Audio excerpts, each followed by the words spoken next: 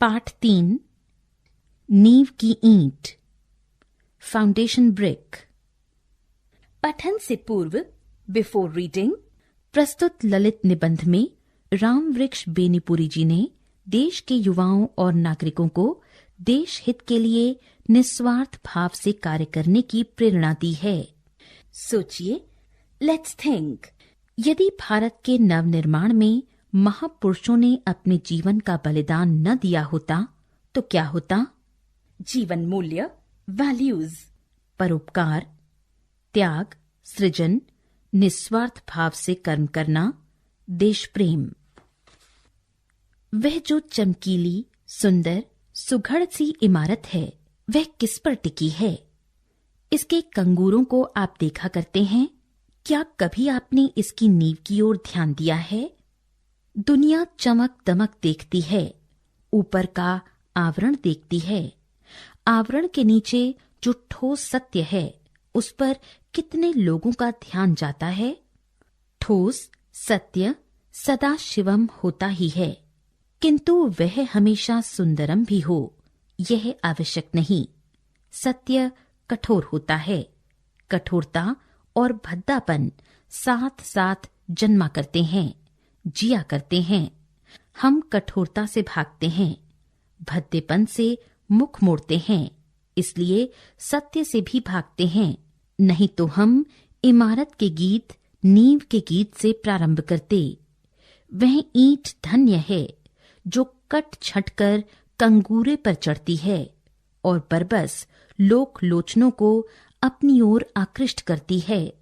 किंतु उससे भी धन्य है वह ईंट जो जमीन से 7 हाथ नीचे जाकर गड़ गई और इमारत की पहली ईंट बनी। उसी पहली ईंट की मजबूती और पुख्तेपन पर सारी इमारत की अस्ती नास्ती निर्भर करती है।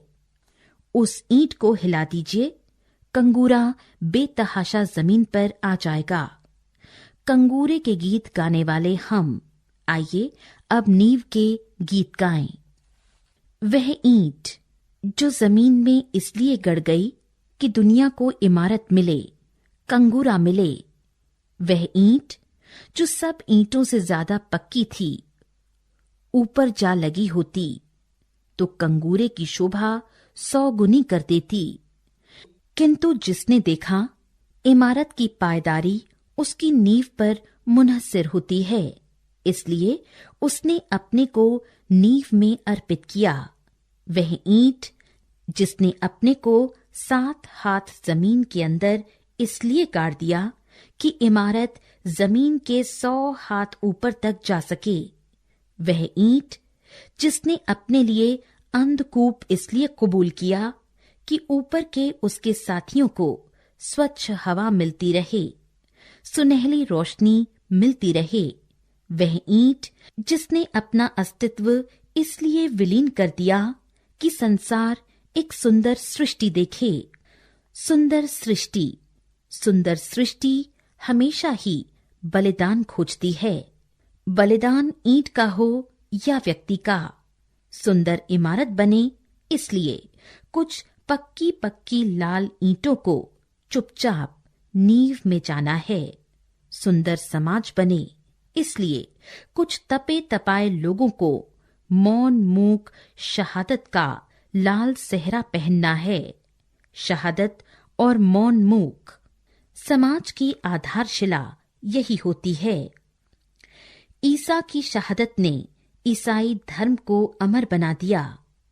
आप कह लीजिए, किंतु मेरी समझ में ईसाई धर्म को अमर बनाया उन लोगों ने जिन्होंने इस धर्म के प्रचार में अपने को अनाम उत्सर्ग कर दिया। उनमें से कितने जिंदा जलाए गए, कितने शूली पर चढ़ाए गए, कितने वन वन की खाक छानते जंगली जानवरों के शिकार हुए, कितने उससे भी भयानक भूख प्यास के शिकार हुए। किंतु ईसाई धर्म उन्हीं के पुण्य प्रताप से पल रहा है। वे नींव की ईंट थे। गिरजाघर के कलश उन्हीं की शहादत से चमकते हैं।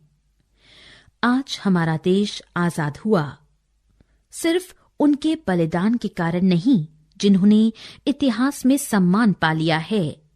देश का शायद ही कोई ऐसा कोना हो जहां कुछ ऐसे दधीची नहीं हुए हों जिनकी हड्डियों के दान ने ही विदेशी वृत्रासुर का नाश किया।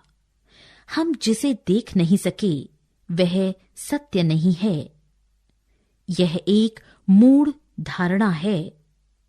ढूंढने से ही सत्य मिलता है। हमारा काम है, धर्म है, ऐसी नींव की ईंटों की ओर ध्यान देना। सदियों के बाद नए समाज की सृष्टि की ओर हमने कदम बढ़ाया है।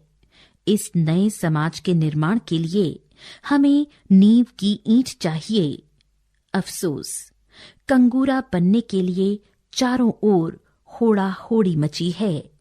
नींव की ईंट बनने की कामना लुप्त हो रही है। 7 लाख गांवों का नवनिर्माण, हजारों शहरों और कारखानों का नवनिर्माण, कोई शासक इसे संभव नहीं कर सकता।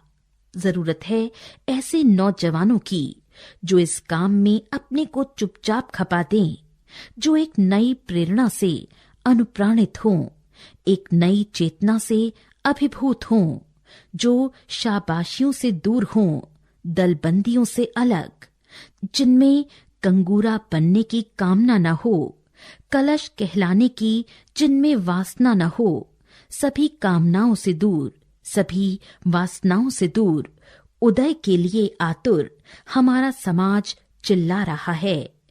हमारी नींव की ईंट किधर है? देश के नौजवानों को यह चुनौती है।